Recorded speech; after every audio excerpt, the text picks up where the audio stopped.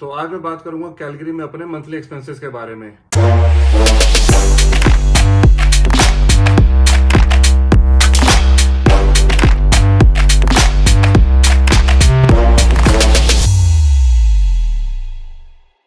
Hello दोस्तों, welcome back to my channel.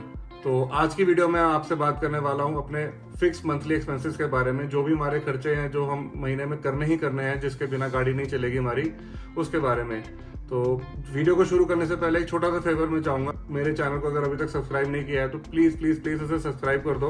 मेरा थोड़ा मोराल बढ़ जाता है वीडियो बनाने के लिए और मजा आता है मेरे को। तो चलो जल्दी से शुरू करते हैं। तो सबसे पहले जब भी हम बात करते हैं ना खर्चों की, एक्सपेंसेस की, एज ए न्यू इमिग्रेंट जब हम आते हैं तो सबसे बड़ा खर्चा जो होता है वो होता है रेंट का। तो हमारा जो 1 बेडरूम कॉन्डो है, 1 बेडरूम प्लस डेन का जो कॉन्डो हमने लिया हुआ है कैलगरी में, इसका जो रेंट है हमारा $1600 है। प्लस जो हमें पार्किंग इसमें मिली हुई है वो हमने आगे किसी को बिल्डिंग में रेंट आउट करी हुई है $200 में। तो हमें जो रेंट पड़ता है इस कॉन्डो का वो $1400 पड़ जाता है। लेकिन ये जो प्राइस था ना, ये पिछले साल का था, हमने लास्ट ईयर लिया था, लास्ट ईयर हमने लीज बुक करी थी। आज की डेट में जो प्राइसेस हैं वो करीब 15% का और इंक्रीमेंट हो चुका है इसके अंदर। अगर आज की डेट में मैं इस कॉन्डो की मैं बात करूं तो ये कम से कम $1850 to $1900 का आपको रेंट में मिलेगा।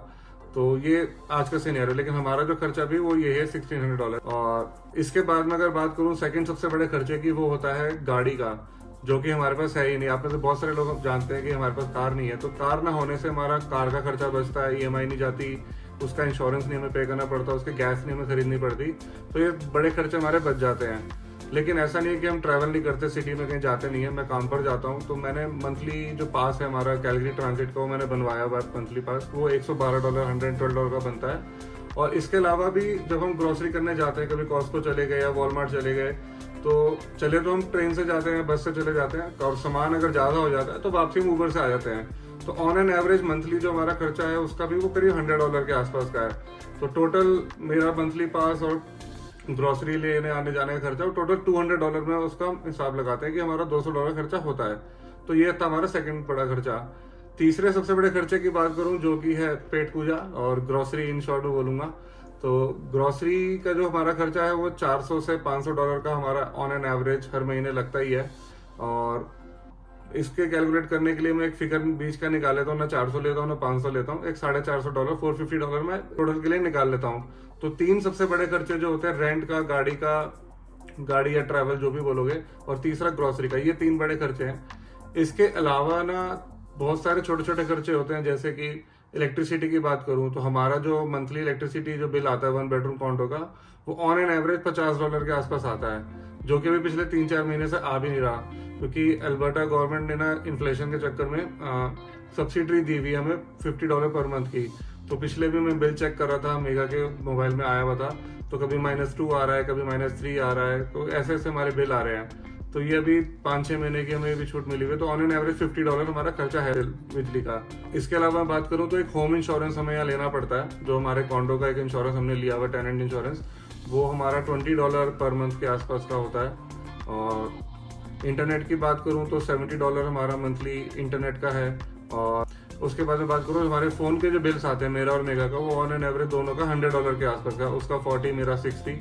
तो ये दोनों के टोटल हमारा $100 का है। तो अगर मैं टोटल करूं अपने खर्चों के जो अभी तक मैंने आपको बताए हैं, तो उसमें जो हमारा टोटल खर्चा होता है, जैसे $1400 तो हो गया रेंट का, $200 हो गया हमारा ट्रांजिट का या उबर का, $450 हमारा ग्रोसरी का, $20 हमारा होम इंश्योरेंस का, $70 इंटरनेट का और $100 हमारा फोन का।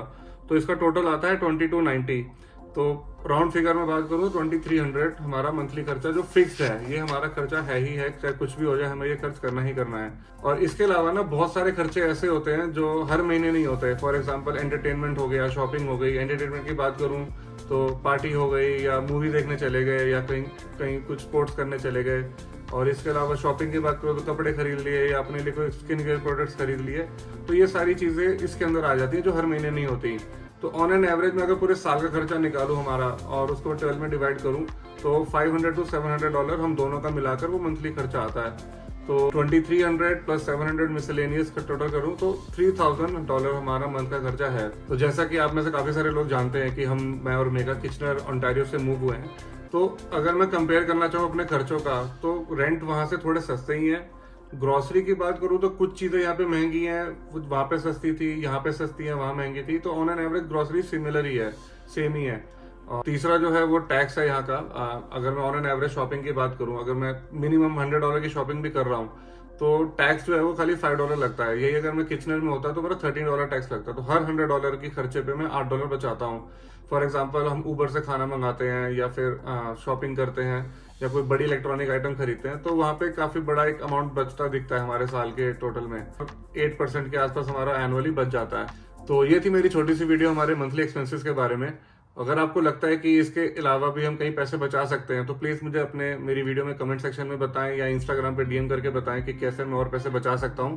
तो जल्दी से मिलते हैं नेक्स्ट वीडियो में, तब तक के लिए बाय बाय।